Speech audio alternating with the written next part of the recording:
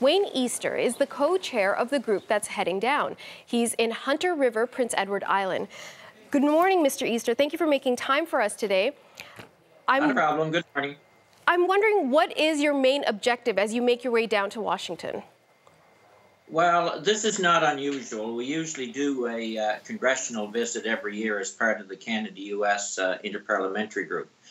So this is not anything different than we normally done, but we perhaps are being a little more aggressive. Our objective is to meet quite a number of senators and congressional representatives, talk about the issues that are common to us, talk about the issues that there's some difficulty in, and basically build an understanding so that we can communicate better on issues of difficulty and bring forward our two economies together. Well, a key person that will be potentially part of your conversations and your meetings will, of course, be Richard Lighthizer. Now, he is Trump's pick for a trade representative, and he's made some comments about these issues, specifically around softwood lumber. So let's have a listen to a bit of that, the direction this administration is taking. I thought it was unfortunate that the president-elect missed an opportunity when Prime Minister Trudeau was here, when he said, gee, all we need with Canada is a tweak. How are you going to get tough with Canada, softwood lumber, and finally ensure that our workers in these key industries that pay good wages get a fair shake? First of all, I would say that I've had a variety of issues with respect to Canada that has been raised by senators that have gone around and been spoken, and certainly this is at the top of the list.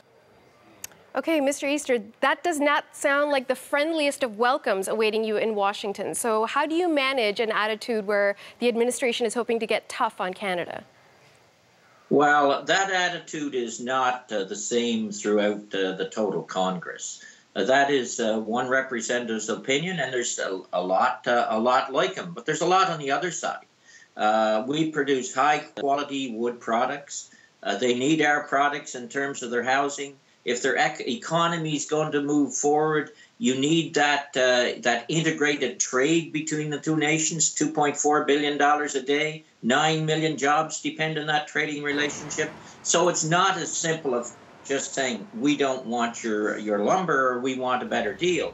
The fact of the matter is, and the representatives there know it, we've been challenged many times in the lumber industry, and we've won, I think it's 9 times at the WTO. But yes, there's a difficulty here. We have to sort it out. We're willing to sit down, give them the information on our side, hear what they have to say, and let the negotiations go forward.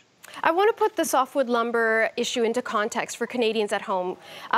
According to Stats Canada, in 2013, 360,000 Canadians depended on the forestry industry for employment. In 2014, the Globe and Mail reported that softwood lumber exports to the United States equaled $5.6 billion for the Canadian economy.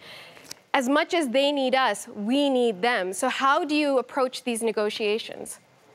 We both need each other in this trading relationship for sure.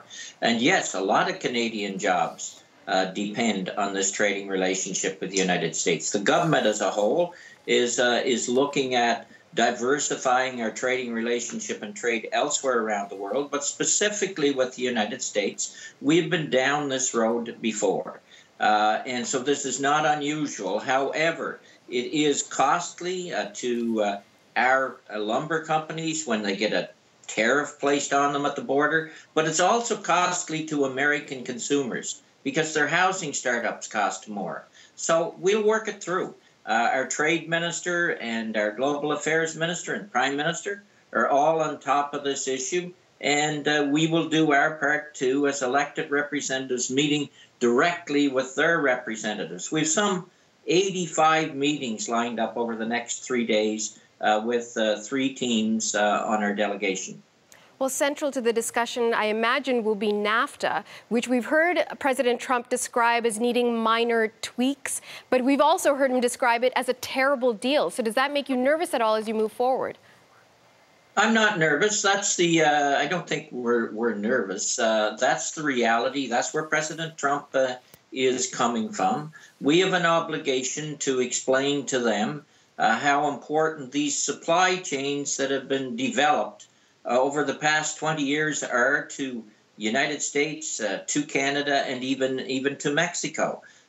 You'll find very little products that are made 100% in the United States anymore, or 100% in Canada. The fact of the matter is these supply chains work where a percentage of a product will be made in Canada, percent in United States, and that makes us more efficient in terms of the end product, where we can compete better against the rest of the world as well. So you gain efficiencies for consumers, you gain joint economies for workers and businesses in both countries. Mr. Easter, thank you for your perspective this morning, and best of luck in your meetings.